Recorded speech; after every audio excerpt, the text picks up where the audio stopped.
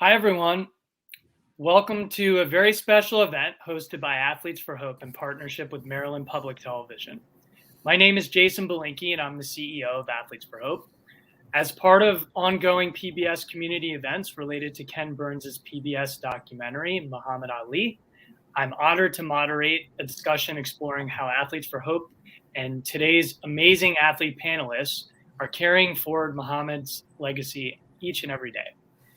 We will also discuss how youth participation in athletics instills specific values and refines skills both on and off the field, court, and track, giving young people the confidence to become leaders in their communities. Before I share a bit more about Athletes for Hope, an organization that Muhammad Ali helped to found, I'd like to give our panelists from the District Track Club an opportunity to introduce themselves.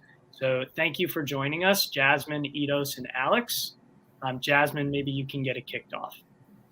Yeah. Hi, my name is Jasmine Fray. I'm a part of District Track Club as well. I'm an 800-meter runner, and I'm from New York, Long Island, New York. And I went to Texas A&M for college, and I ran all 4 years there. And then I went to District Track Club, which is located in Washington, D.C., and I run for them. So I run under Tom Brumlick, and we love it. Awesome. Eidos, you want to go next? Sure. Hi, everyone. My name is Eidos Ibadine. I'm a member of the District Track Club. I currently reside in Maryland. I'm a Maryland native. I ran track collegiately for Hampton University, and I started running for District Track Club as soon as I graduated and been running ever since. And it's been an amazing journey, and I love it here. Awesome. We're happy to have you. Alex? Hey, guys. Alex Ivankwa here. I was born in Ghana, Africa, moved out to Los Angeles, California when I was 8. I attended the University of Alabama, and I've been running professionally for the District Track Club for about 3 years now. It's phenomenal. We have a great group of guys and girls with an outstanding coach and a good foundation with Under Armour who supports us in every way, shape, and form. And I'm happy to be here and share what we have with you guys. Thank you. I'm very excited to speak with the three of you today. Before we get into that conversation, I just wanted to give people a little bit of background on Athletes for Hope. Athletes for Hope is a 501c3 nonprofit that was founded in 2006 by several high-profile, philanthropically minded athletes, such as Muhammad Ali, Andre Agassi, Jeff Gordon, Warwick Dunn, Alonzo Mourning, and Jackie Joyner-Kersee. As athletes who share a deep commitment to giving back, our founders decided to join forces to create an organization that brings athletes together to educate, inspire, and empower them to channel their energy for a common goal, which is to make a difference in the world. Our organization has done a lot of work, a lot of great work over the last 15 years, and we've grown exponentially from that original group of founders to now thousands of professional Olympic, Paralympic, and college athletes who have positively impacted hundreds of charities and tens of thousands of people around the globe.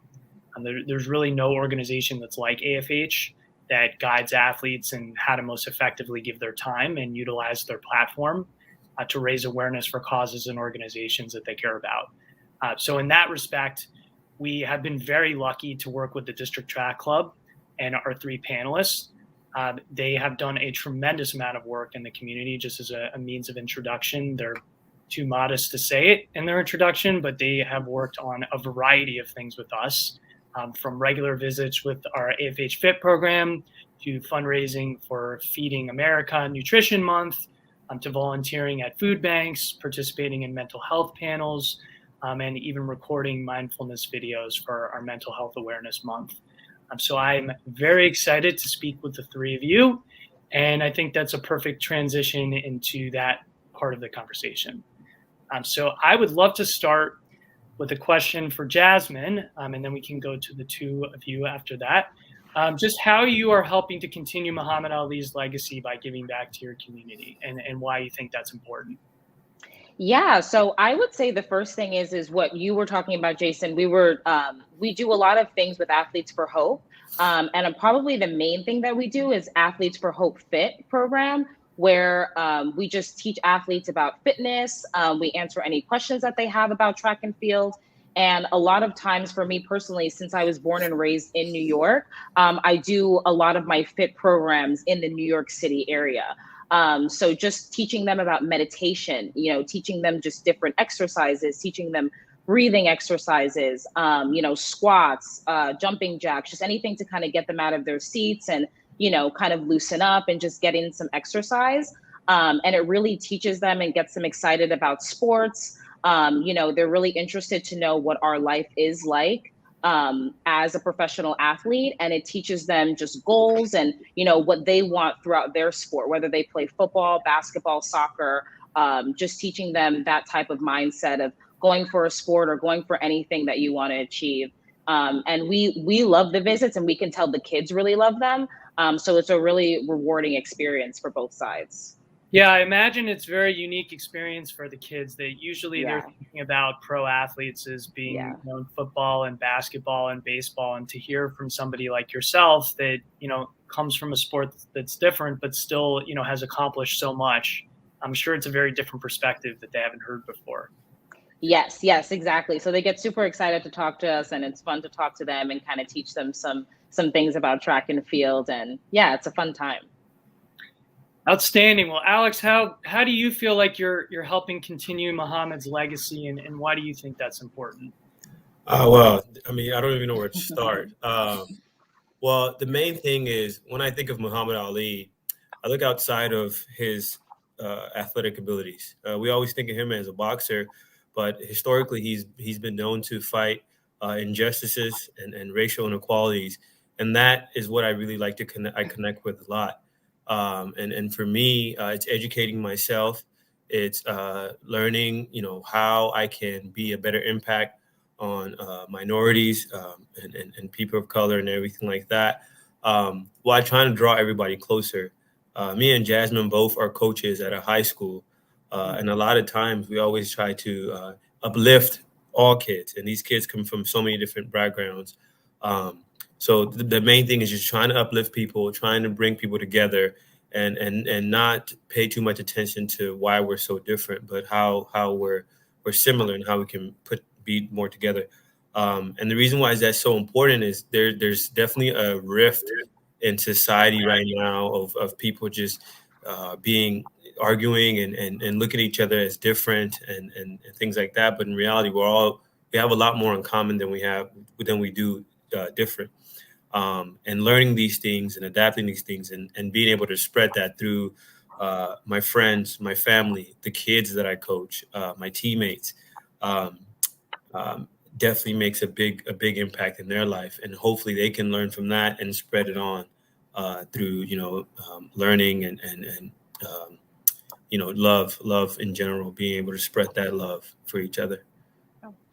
I love that. Yeah, you're right. I mean, so much of what we see in society now is focused on our differences. So I love that you are focusing on that much needed piece of our connectedness. Eidos, how about you? How do you feel like you're helping to continue his legacy, and why is that important to you?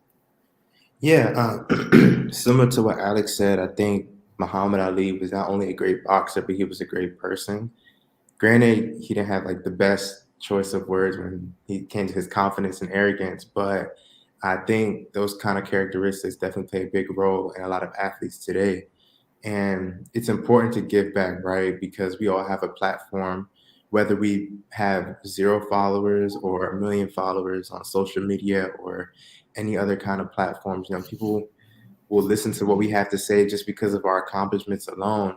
And so for me, I've been able to go back to high schools and talk to different running camps, and even went back to my own former high school and was able to give out shoes and gear for the kids to wear, and they were very appreciative of it. And I just saw myself in them. And so for me, it's important to give back because it gives me an opportunity to give what I necessarily didn't have the opportunity in high school. And then also not only giving like with shoes physically, but also give information, spread knowledge, right? There's a lot of times where kids growing up, they don't really know that much, and they might not have that prominent figure in their life. And so for me, I love to like spread information on social media, and that's another form of me giving back, just to spread knowledge of things I didn't know when I was growing up, and so that I can give those kids that knowledge that I never had. So Eidos, you mentioned that word platform and kind of what you have, and I think that's a great transition into the next question around, when you realized that you have that platform. I was going to say had, but you have it. And whether there was a moment that just stood out to you, like, wow, I have this opportunity to do this in the position that I'm in. Yeah, I think for me, it came probably when I was in college. When I started getting DMs and people asking me like little tips and questions about running, that's when I knew, people actually are coming to seek me out for advice. And I knew that I have to have I have to carry myself in some type of manner because people are watching. Granted, I don't know who's watching, but there's people out there who are watching. And when you get those DMs or those messages of people asking you questions or saying how you motivate them, it goes a long way. And that allowed me to realize that I do have a platform. I need to carry that platform very well because it's really easy to misuse that platform, right? We see so many people today who just misuse their platform for bad things, and people will just eat it up and listen and do crazy stuff. But for me, as long as I have this platform, I'm gonna uplift and steer people along the right path. I love that. So Jasmine, how about you? When did you first realize you had that platform, and was there kind of like an aha moment when that occurred? Yeah, I think I agree with Eidos. I kind of realized I had that platform in college also. When I was in college and people would just start asking me advice on, how was I staying so calm before a race, or, how did I know my strategy, or how was I so brave to take the lead or go out? And at first I was confused because I didn't feel like I was the way that people portrayed me as. Like, I'm not calm before my race. I'm actually super nervous before my race. And you kind of don't see yourself in the perspective that other people see you sometimes. But I would just give them the advice that my coaches gave me. And I started to soon realize that people were looking up to me. And then you start to realize as an athlete that you are a role model for other people, whether it be in your sport or not in your sport. And that became really important to me. And I've always wanted to be a really good role model for not even my peers, but just even, younger kids. So I can teach them things that I've learned throughout my own experiences. And so, as I got older in the track and field community, in the collegiate community, I realized that I can use this platform for the greater good and kind of teach everyone, more about mental health, more about, anxieties and just the stressors that come with track and field or just any sport in general. And it's been a great platform to have because you want to speak out on things like that means so much to you. Yeah, I mean that's so unique, and they're so lucky to have you, right? Because Thank you. a lot of coaches are just kind of focused on the nuts and bolts of training, and Right. other pieces are just as important. And Right. a lot of the time, you don't really know what somebody's Yes. going through there. So the fact that you've kind of opened the door to discuss that is really important. Give you a Right. lot of credit for that. Thank you. Alex, how about you? When did you feel like you had this platform, and was there a particular moment there? Yeah, I mean, I'm very similar to both Jasmine and Eos. I knew, at some point in college, I was the first in my family to graduate from college, and I grew up in not the nicest area in California. And seeing my friends and people I grew up with just, hey, like, hey, I'm proud of you, man. Hey, how are you getting this done? Seeing what I was able to accomplish. And at the time, you don't think too much about it. You're just living your life. You just try and take it a day at a time. But just like Ito said, people are watching and you're making an impact on people, whether you know it or not. And as you get older, you start to see, you start to be more cautious and more aware of the things that you're doing because it does play a role in people's lives, especially where we're at now. Coaching kids, people are sending us messages on social media. We just want to make sure that we're impacting these people in the right way. So I've always kind of known since college, and it's just gotten like it's heightened as I've gotten older and older.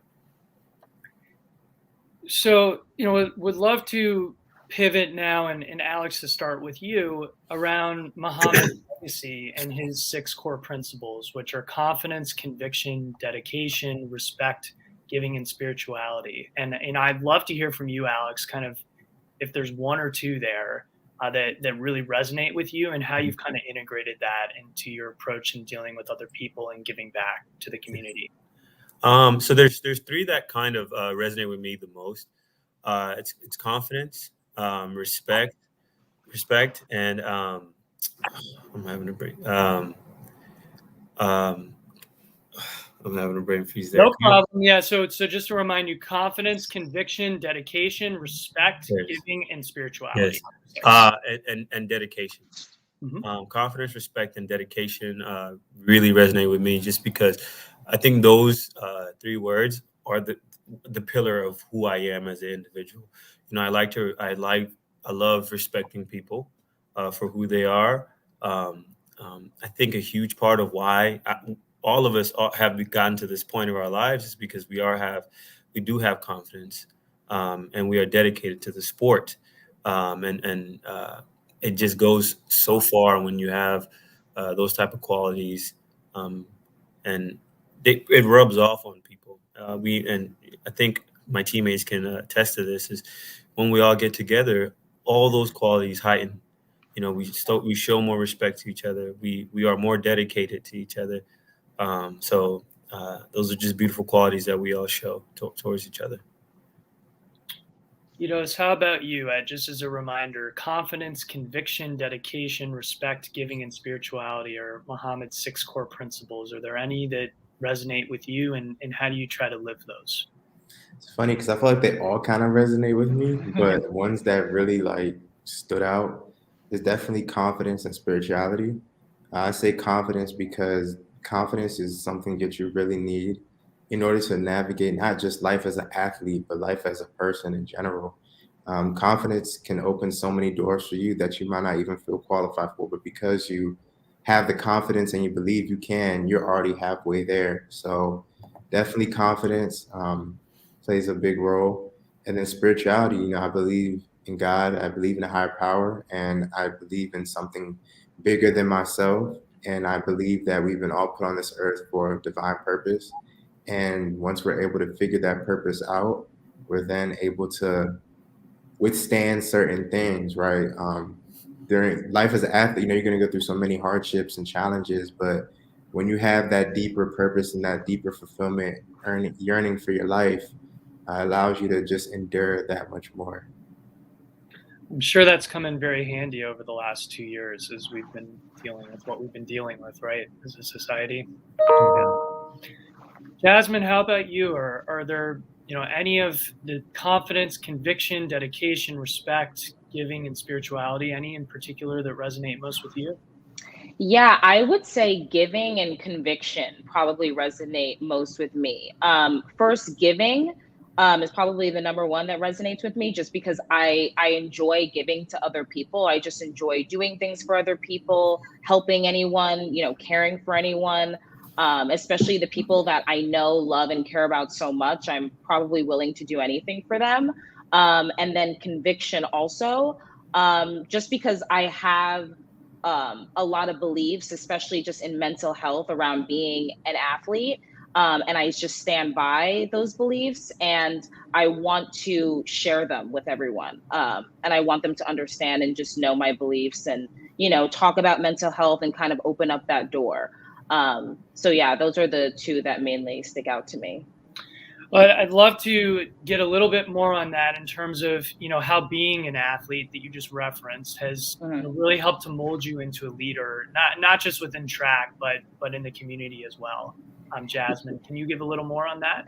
Yeah. I actually think I feel like you guys have actually given me a really good platform in order to be a leader, because I've done a couple of panels with Athletes for Hope just on mental health. Again, something that's super important to me. And it's kind of helped me to be able to stand up and kind of talk about a stigma that we might have not wanted to speak about or talk about before.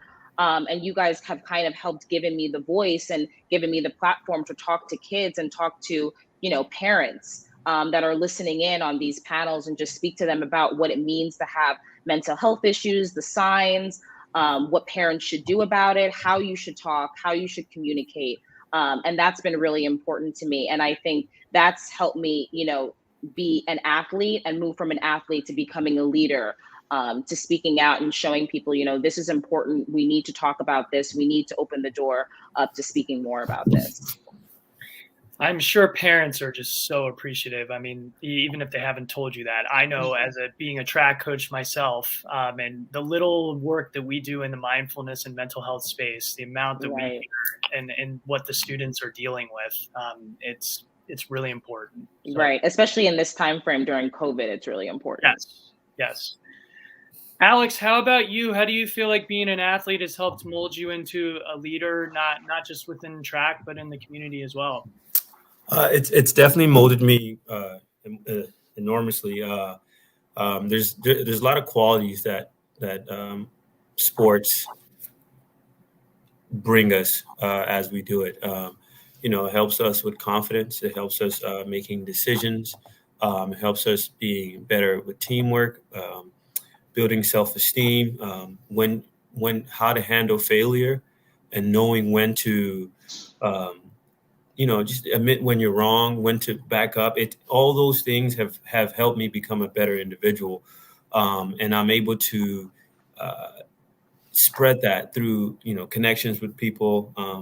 Again, I can't stress this enough, how much coaching at the high school I coach at has helped me with dealing with kids. I'm always telling them, a lot of those kids don't even enjoy running at all, but they enjoy the process of building. They enjoy getting more confident. They enjoy learning how to deal with failure, and those type of qualities are going to help them in their personal outside of running.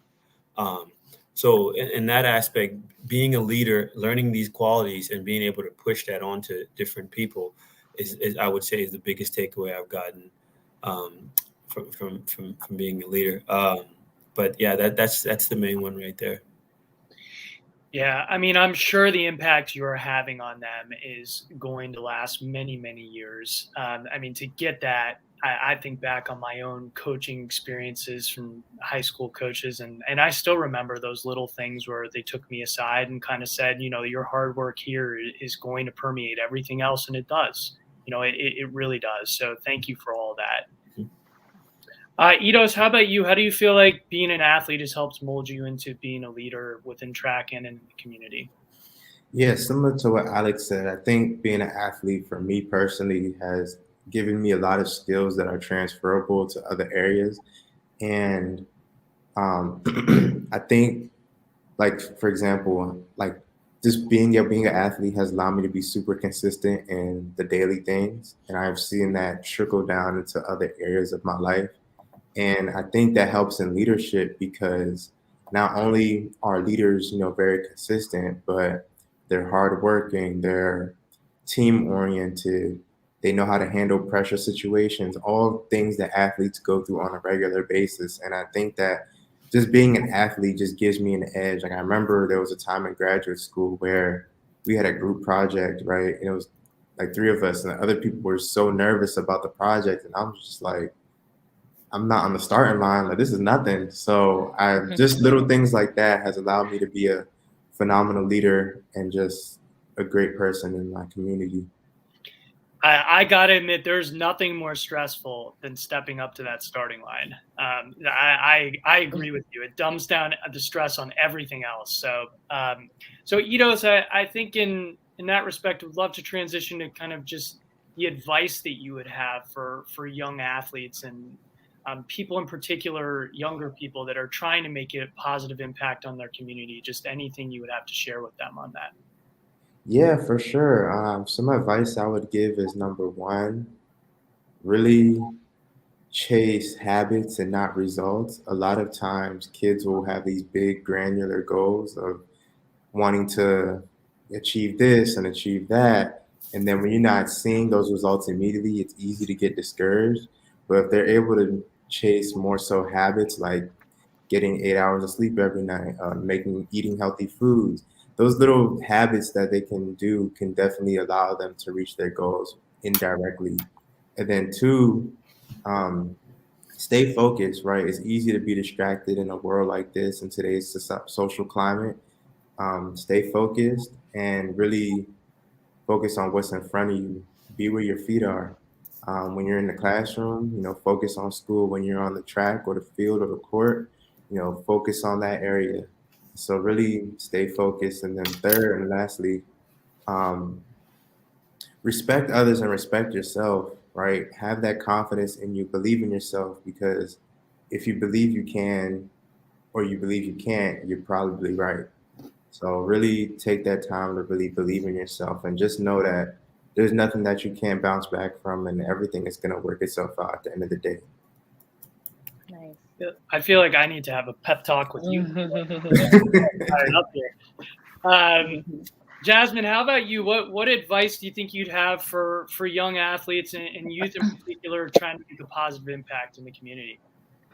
I would say for the community, first off, to just take some self-care.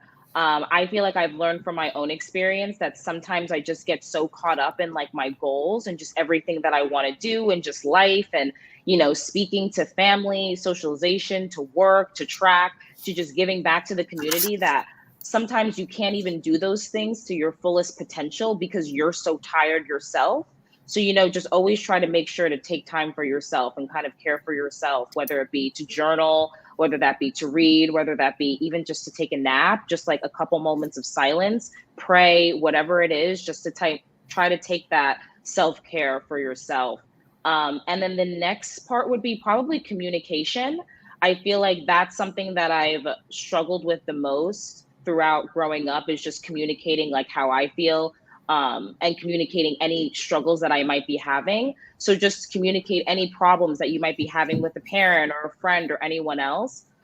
Just because I've learned throughout the sport of track and field that whenever I'm struggling in track, a lot of times it's not from track and field, it's from something else, whether it be me arguing with my family, friends, or just having a hard time with work or school or whatever it may be. And when you address those issues, a lot of the times your sport becomes a lot better and a lot more enjoyable. And life itself just becomes a lot more enjoyable because you communicated and you got that off your chest. It's so true.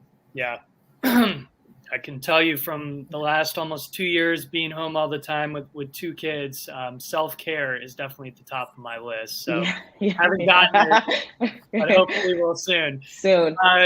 Alex, how about you? What advice would you have for young athletes, and particularly young people that are looking to make a positive impact in the community?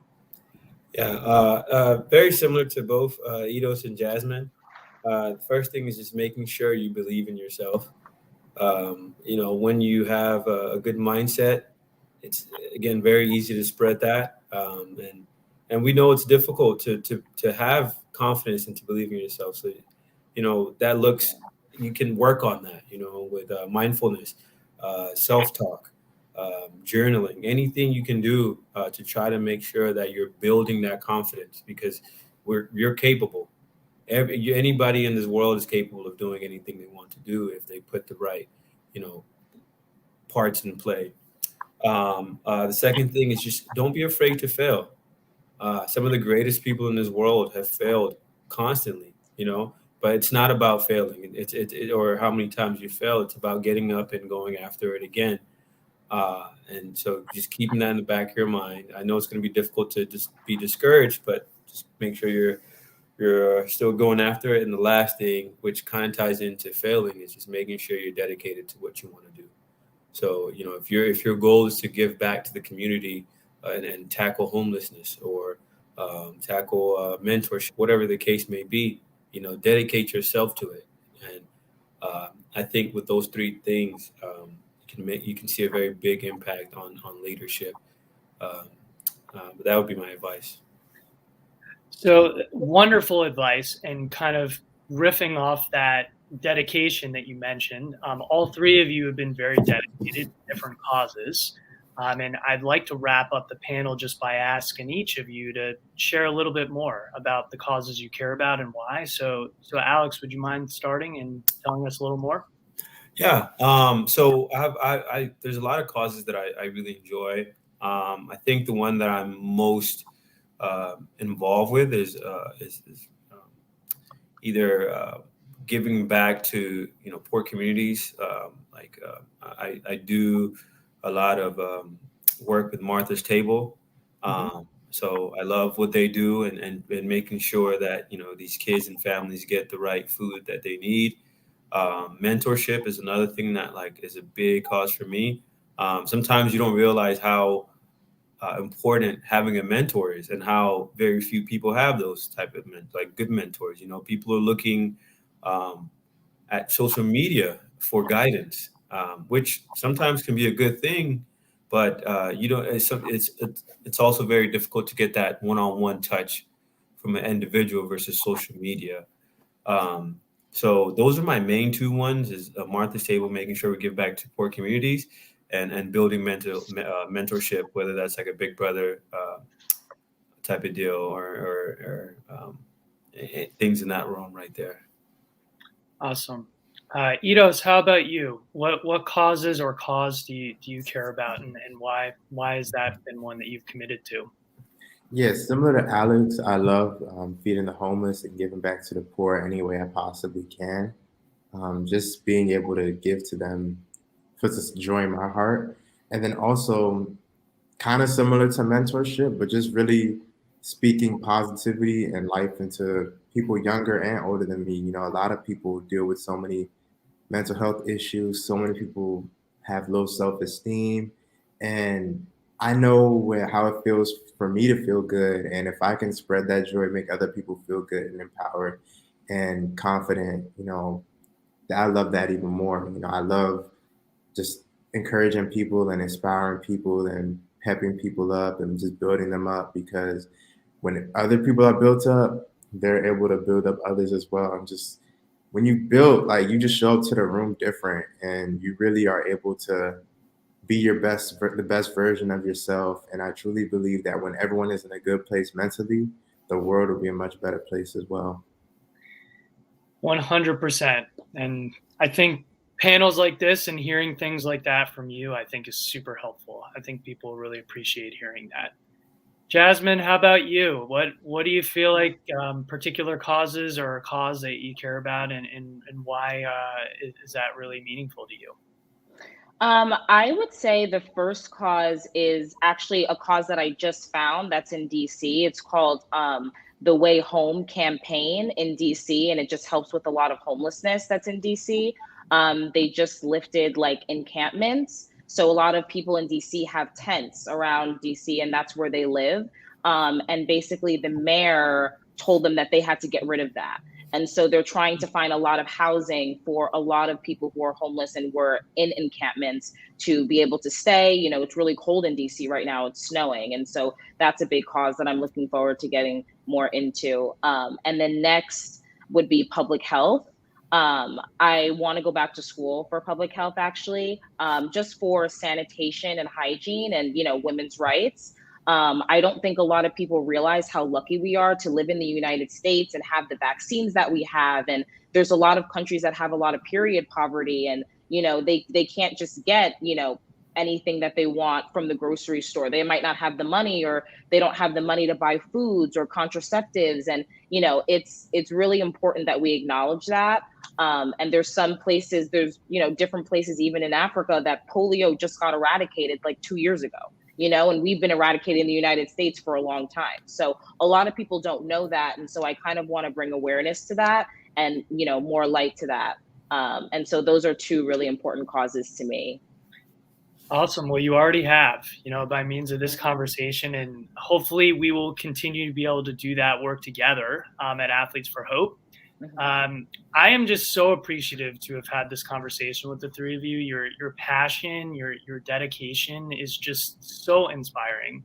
I mean, for somebody like myself who's lived this every day for 15 years, it's these kind of conversations I think are just so uplifting. Even doing this work every day, I don't get the chance to do this. So thank you so much.